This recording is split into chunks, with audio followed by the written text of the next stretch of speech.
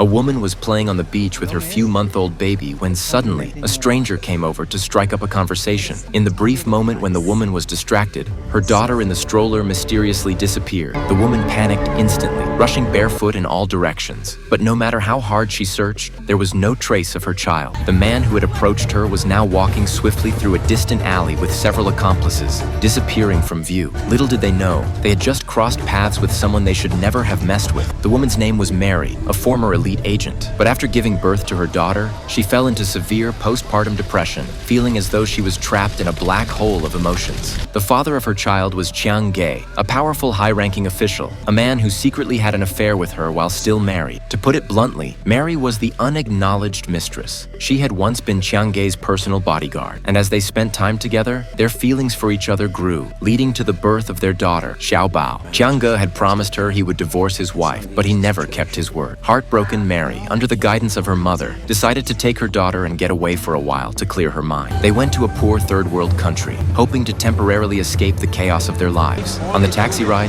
the driver occasionally asked her questions, clearly intrigued by the mother and daughter. What left Mary speechless was that the driver, without her consent, took a detour and brought her to meet his friends. The two men were talking in a low voice, and Mary couldn't understand their language, but she felt an eerie sense of unease. She quickly urged the driver to leave, but before they left, the driver's friend leaned in and whispered to her, "Be careful, your bags at the market.